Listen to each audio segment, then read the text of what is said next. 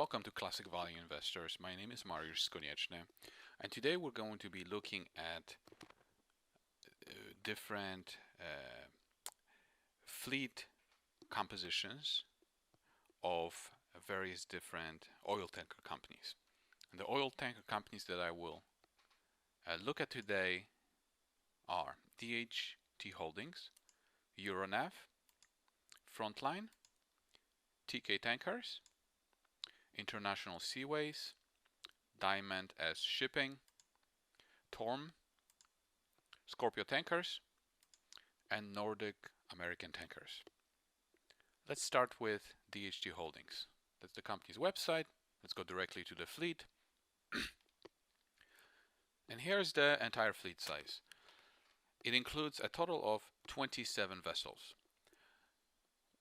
What you might not necessarily see here, but all of these vessels are VLCCs. And it doesn't say VLCCs on them, but if you look at this column, DWT, it shows you the deadweight tonnage, and anything close to or over 300,000 is a VLCC. So that's what makes DHT unique. It specializes in VLCCs. The second column you can see here is the ages of these vessels. And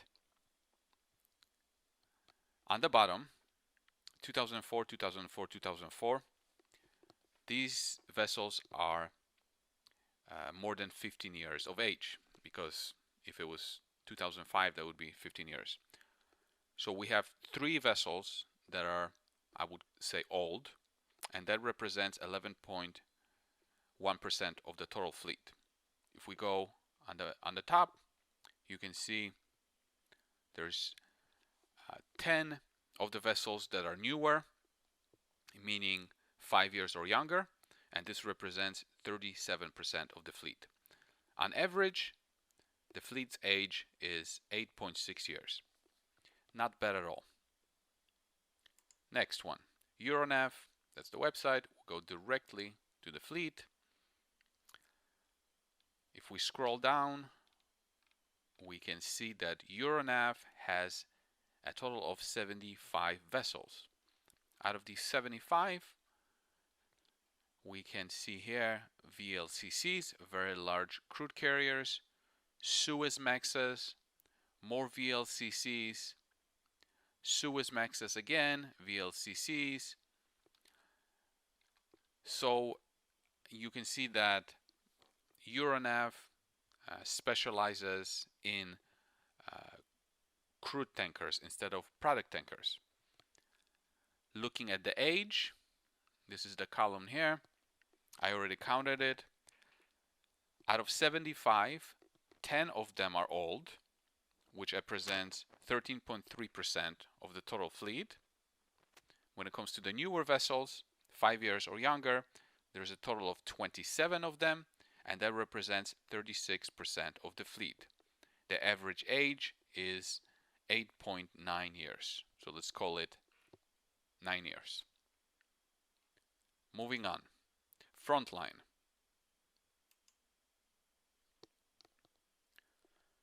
Scrolling down, I already counted it for you.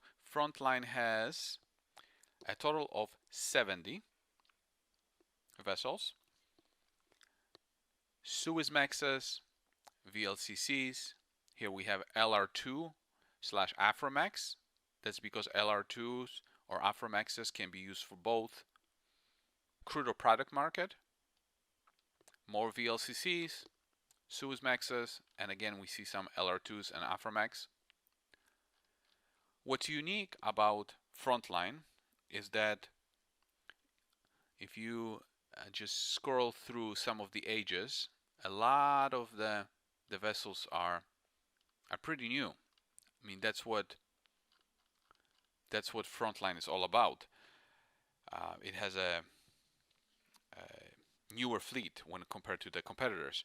So only 5 of the vessels are old, meaning 15 years or older, and that represents 7.1% of the total fleet.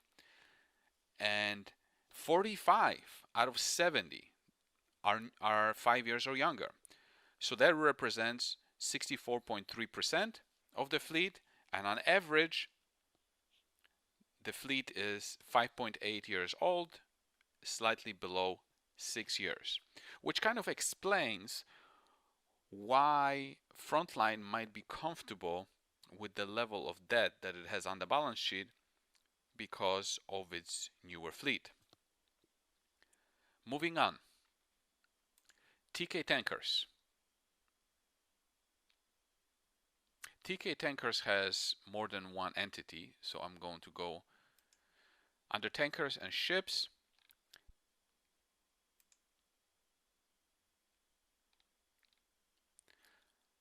And here's the entire fleet, but we will sort it by the entity so that we can go directly to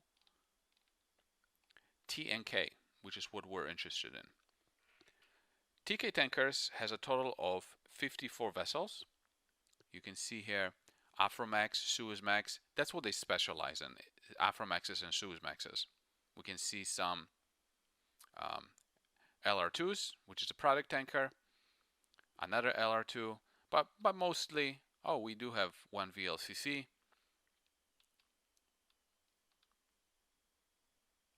So mostly it's a TK is a crude tanker company, but it does have some vessels that are designed for product.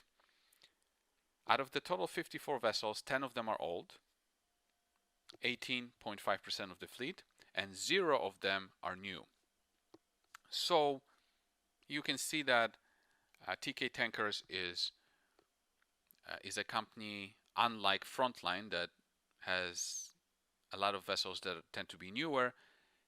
TK Tankers is more comfortable with having a fleet that's, average age. So average age is 11.5 years. Moving on, International Seaways.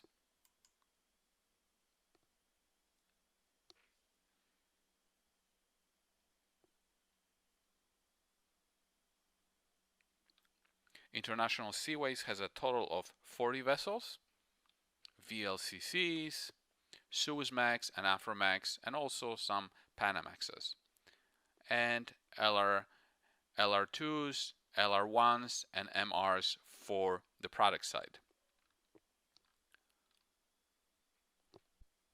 When it comes to, if we're just scrolling down through some of the ages, we can see quite a few vessels that are older, and if you count them up individually, we have 13 of them out of 40 that are 15 years or older, which is a significant number. 32.5% of the fleet is old. When it comes to the newer ones, it's a little bit less, 8 of them, which represents 20% of the fleet, and on average, the age of the fleet is 11.4 years. Moving on to Diamond S Shipping.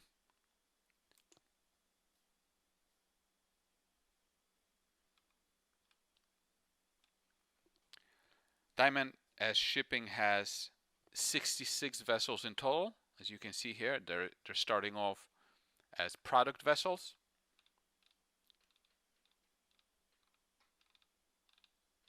And then here at the bottom we have crude vessels. So there's definitely more vessels for product than there are for crude, but it does have some diversification between the crude and product.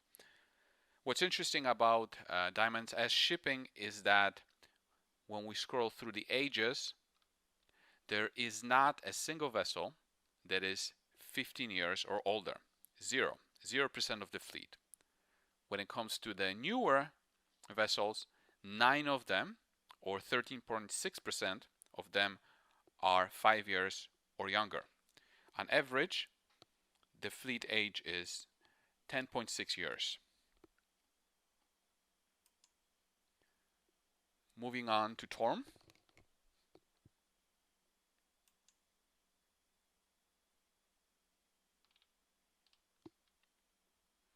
So right away, we can see that Torme doesn't have any crude tankers. LR2, LR1s, MR, and Handy are all product tankers. And in total, the company has 79 vessels. Scrolling down through some of the ages, similarly to international Seaways, Torme has quite a bit of older vessels. 27 of them, or 34.2% of them, are 15 years of age or older. But it also has quite a bit of newer ones. 21 of them, or 26.6% of them, are 5 years or younger. On average, the fleet's age is 10.6 years. Moving on to Scorpio Tankers. Scorpio Tankers is the biggest product tanker company in the world, having 137 vessels. What's interesting about Scorpio Tankers is that there is not a single vessel on the list that is 15 years or older, 0. And 83 of the vessels are 5 years or younger, and this represents 60.6% of the fleet. And on average, the fleet's age is 4.9, which is slightly below 5 years. Very similarly to Frontline, Scorpio has a significant amount of newer vessels, and like Frontline, the average age is very young. It's even younger than Frontline, which also explains why Scorpio has much more leverage than any of its competitors, because newer vessels tend to have more debt on them, and as the years pass by, that leverage gets paid down. Moving on to the final oil tanker company, which has been the retail's favorite, Nordic American Tankers.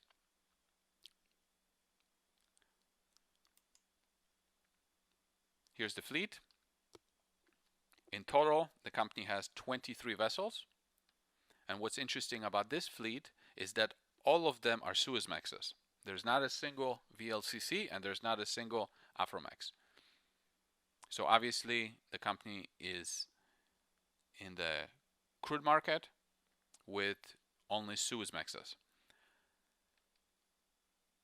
Now, before we go into the age of the fleet, I find something very interesting, is because, just listen to this. Can I rent a tanker for a week from the biggest fleet in the world, from your fleet? I'd like a week. Can I have it? As you heard, Kramer had NAT on Med Money a few weeks ago, and he referred to the company as the biggest in the industry. Now, if you look at this fleet here, as I mentioned before, it's 23. That's the smallest size out of all the companies that I'm featuring here. So out of 9, NAT is the smallest. And Kramer is saying that they're the biggest oil tanker in the world. Well, just a simple, quick fact checking like this would have helped him call the size of the fleet properly. Now, what's interesting about NAT is when you look through the years, and if you go individually, one vessel by one vessel, you would notice that 13 out of 23 are 15 years or older. This represents a whopping 56.5% of the fleet that is old. And this is the main reason why individuals who are aware of the shipping industry don't like NAT, because if 56% of the fleet becomes obsolete within the next 3 to 5 years, that is not a good sign if you're an investor in this company. So it really makes me wonder what NAT did to get so much exposure from the retailers, while the other companies who are clearly much better in terms of the fleet composition, fleet size, and fleet age didn't get that much exposure. To put everything in a nice table, exactly what I talked about, we have 9 companies listed. On the first column, we have the fleet size. As you can see, NAT is the smallest one out of all of them with 23 vessels, and Scorpio Tankers is the biggest one with 137 vessels. When it comes to the old vessels in relation to the fleet, clearly NAT stands out as the oldest fleet out there, with 56.5% of them at 15 years or older. DSSI stands out that it has zero old vessels. On the newer side, the 2 companies that stand out obviously is Frontline and Scorpio Tankers. Frontline has 64.3% of vessels that are 5 years or younger, while Scorpio Tankers has 60.6% of vessels that are of the same age. When it comes to the average age, again, Frontline and Scorpio Tankers stand out as having the youngest average fleet. Frontline at a little bit less than 6 years, and Scorpio Tankers less than 5 years. The other companies average between 8.5 and 12.2. Now, if you just look at the average, NAT has the oldest fleet, but on average, it doesn't look that bad. And that's why it's important to look at exactly how many individual vessels are very old, because some of the newer vessels pull that average up so that it doesn't look that bad. But in reality, NAT just doesn't have the fleet young enough to benefit its shareholders for the next super cycle that's coming and beyond. If more than half of the fleet is going to become obsolete over the next 3 to 5 years, that's a bit problematic, because what is the company going to do? Is the company going to just let 50% of the fleet disappear, or is it going to reinvest in a newer fleet, whether it's ordering new ships or buying second-hand vessels? Well, either way, this is going to cost money. And capital going for buying new vessels or second-hand vessels means that the capital is not available for debt reduction, dividends, buybacks, or whatever else could be used to benefit the shareholders. So in summary, this is how the fleets compare to each other. I hope this is helpful, and thank you for watching.